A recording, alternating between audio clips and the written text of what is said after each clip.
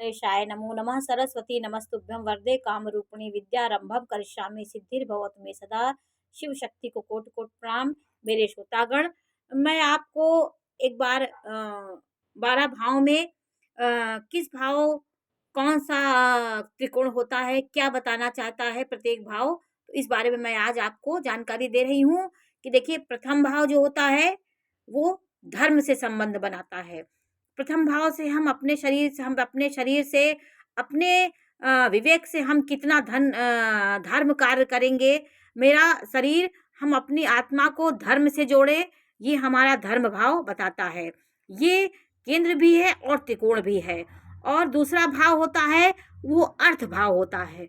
उससे हम जीवन में कितना अर्थ कमाएंगे, कितना हम अपने जीविकोपार्जन के लिए कौन सा कार्य करेंगे, हमारे पितरों से हमारा धन प्राप्त होगा कि हम कैसे धन प्राप्त करेंगे, ये दूसरे भाव से जानकारी होती है, अर्थ भाव होता है। और तीसरा भाव होता है ये कामनाओं का, इच्छाओं का भाव होता है। ये काम त्रिकोण होता है। ये धर्म, अर्थ, काम, मोक्ष। और फिर हमने जीवन में कामनाएं की, महत्वाकांक्षाएं आई, मेरी कामनाएं भी पूरी हुई, महत्वाकांक्षाएं भी पूरी हुई। और फिर लास्ट में हम मोक्ष के बारे में सोचते हैं कि सब कुछ होने के बाद हम प्रभु को याद करते हैं कि भगवान, हम कैसे हमारा मोक्ष हो, हमारी आत्मा स्वच्छता के हमारे अपने घर प्रवेश करे। तो आत्मा हमारी अर्थ से लेके, जन्म से लेकर के ऐसे चार चार पड़ाव में हमारी आत्माओं का यहाँ पे अंत हो जाता है। धर्म किया, किस धर्म में मैंने जन्म लिया, किस लिए मेरा जन्म हुआ है, ये सब बातें हम प्रथम भाव, फिर अर्थ हमने कमाया, फिर कामनाएं इच्छाएं मेरी पूरी हुई, फिर कामनाएं इच्छाएं पूरी हुई, हमने घर बनाया, बाल बच्चे हुए, हम पुत्र पुत्री जो भी शादी ब्याह हुआ, सब हुआ। फिर उसके बाद हम मोक्ष के बारे में सोचते हैं, हम अपने सदगति के बारे में सोचते हैं। फिर देखिए, फिर पांचवा भाव धर्म हुआ। फिर धर्म के बारे में, धर्म इसको बनाया गया क्योंकि विद्या, बुद्धि, संतान, ये सब धर्म से ही जुड़े हैं। तो हमारी बौद्धिक क्षमता, हमारे दिमाग का पावर कितना होगा, हमें कितना ज्ञान होगा, सब पंचम भाव से होता है। फिर पंचम भाव, फिर छठवां भाव अर्थ त्रिकोण हो गया। यहाँ पे अर्थ का, यहाँ कंपटीशन का भाव होता है, अर्थ का भाव होता है, हम कितना अर्थ कमाएंगे, कैसे मेरा अर्थ होगा, कहाँ पे हमारे पैसे का व्यय होगा, कहाँ पे हम क्या करें, ये सब सचवे भाव से भी पता लगाया जाता है। और फिर ये सतवां भाव काम त्रिकोण होगा। यहाँ भी कामनाएं जन्म लेती हैं।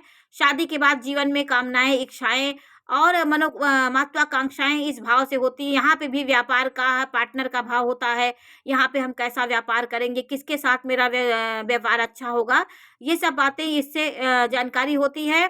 कि पत्नी भी एक प्रकार की आपकी पार्टनर होती है, क्योंकि आप कहीं ना कहीं उससे कहीं ना कहीं सलाह लेते हैं, कहीं ना कहीं बैठकर उससे आप पे व्यापार के बारे में चर्चा करते हैं, अपने ऑफिस के बारे में ऑफिशियल चर्चा उससे के साथ करते हैं। तो आपकी पत्नी भी आपका एक प्रकार से ये पार्टनर ही हुई, क्योंकि इससे कई बात आप शेयर करते हैं।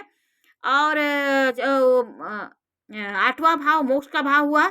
ये भाव व्यक्ति को मोक्ष की ओर दिखाता है। फिर कामनाएं हुई, हम सब कुछ होने के बाद भी हम एक पल अपने मोक्ष के बारे में सोचते हैं। यहाँ पे मोक्ष का ये त्रिकोण हुआ।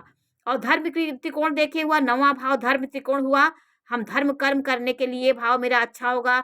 इसमें राहु बैठेगा तो आपको धर्म से हटाएगा, धर्म करने नहीं देगा।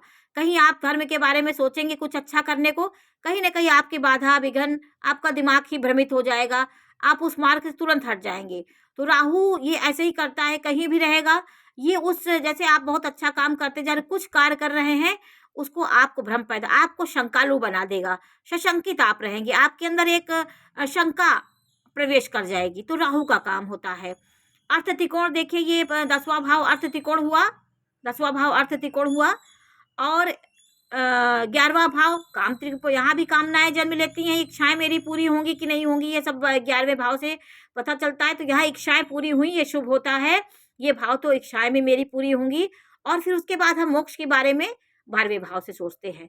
तो जीवन में 4 पड़ाव में हमारी जीवन की यात्रा समाप्त हो जाती है।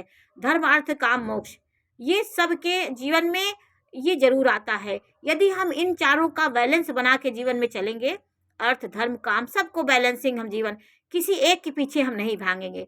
हम बहुत पूजा पाठ भी ज़्यादा पागल होके नहीं करना चाहिए, एकदम दिन भर हम पूजा ही करते, क्योंकि वो भी मेरा एक लक्ष्य नहीं है। मेरा लक्ष्य, चारों को लक्ष्य बना के हम चलेंगे तो अपने जीवन में हम बहुत बैलेंस से अपने जीवन को संभाल लेंगे। क्योंकि हमारे शरीर तो सिर्फ एक